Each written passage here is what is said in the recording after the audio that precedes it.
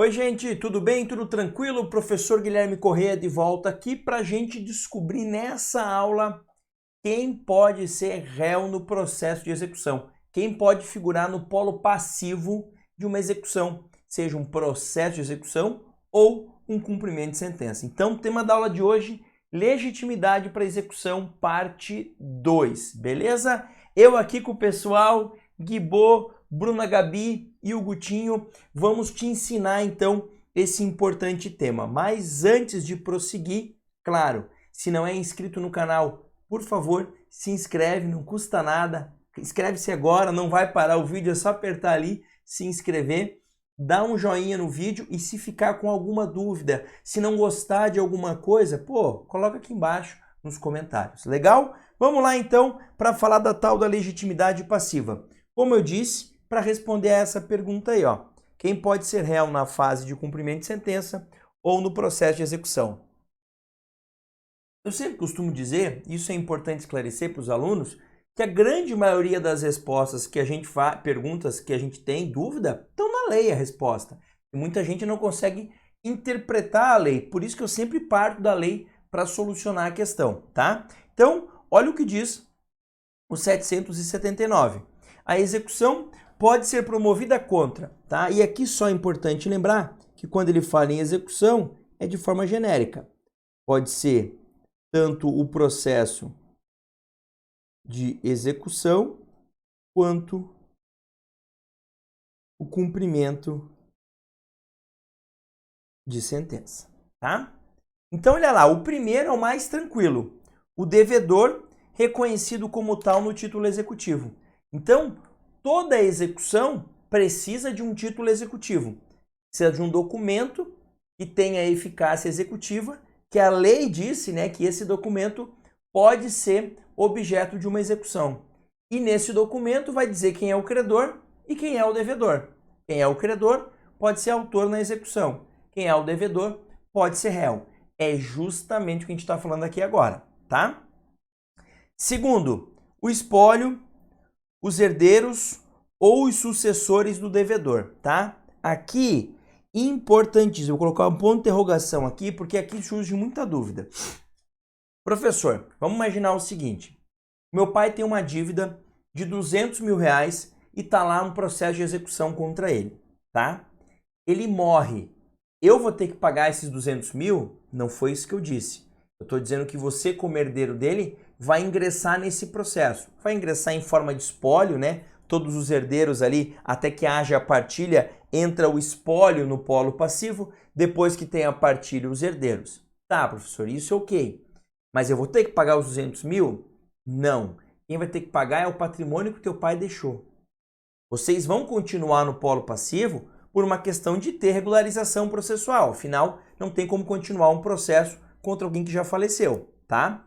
Mas é sempre importante lembrar, ninguém herda dívidas.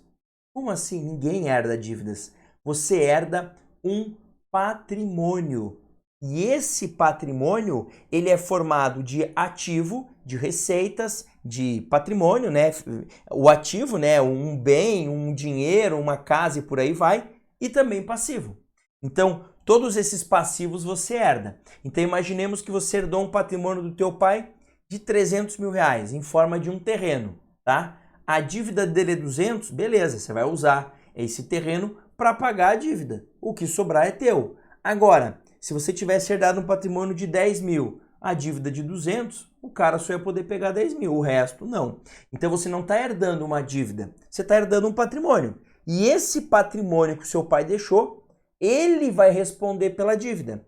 Se ele for suficiente para pagar a dívida, que bom para o credor que vai receber tudo. Se não for, paciência, o credor não vai receber tudo, tá? A gente ouve muito, coloquialmente falando, as pessoas dizendo, ele morreu e só me deixou dívidas. Mentira, ele te deixou um patrimônio.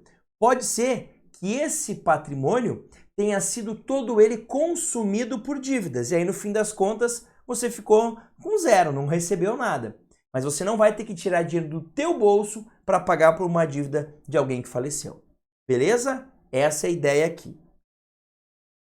Terceiro ponto. O novo devedor que assumiu com o consentimento do credor a obrigação resultante do título executivo, tá? Isso é um fenômeno que a gente chama no direito civil de assunção de dívida ou assunção do débito, tá? Aqui, duas regrinhas importantes. Primeiro, se você assumiu a dívida, você vai virar o réu na execução, legal. Só que detalhe, essa é a segunda regra importante. Para que você possa assumir essa dívida, o credor tem que concordar. Não é assim, eu tenho um crédito de 30 mil reais contra o Antônio. Aí o Antônio fala assim, olha, agora o João é que assumiu no meu lugar. Não, eu não concordei. Por quê? Porque quando eu dei o crédito para você, Antônio, foi para você. Foi a partir das tuas características, da tua realidade, e não para o João, tá? Então o João só vai poder assumir o débito se eu concordar, tá?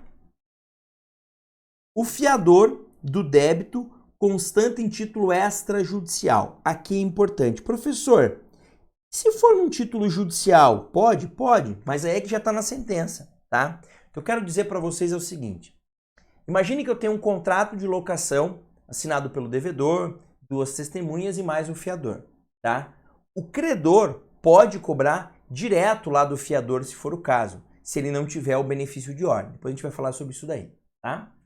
Agora, imagine que eu ingresse com uma ação de cobrança contra um devedor e não ingresse contra o fiador. No final, tenha uma sentença condenando o devedor a me pagar uma quantia. Eu posso incluir o fiador no cumprimento de sentença? Não. Isso é para cumprir a sentença, é para cumprir o que ficou estabelecido na sentença. E na sentença ficou estabelecido que era o devedor principal que ia pagar. Eu tenho que ter muito cuidado. Agora, num título extrajudicial, o fiador já está lá. Então eu posso cobrar dos dois, tá? Sobre o tal do benefício de ordem, o que é isso? O fiador, ele tem o benefício de ordem, em regra. O que é isso? Imagine assim, ó, vamos colocar no papel aqui, ó. Vamos imaginar que o credor seja de nome Augusto. Usei Augusto porque o Augusto está berrando aqui no fundo, aqui em casa, não sei se vocês estão escutando. O devedor é Bruno e o fiador é Carlos, tá? Aí, o Augusto, o Bruno não paga o aluguel, por exemplo. O Augusto entra com uma ação para cobrar o aluguel do Bruno e do Carlos, contra os dois, tá?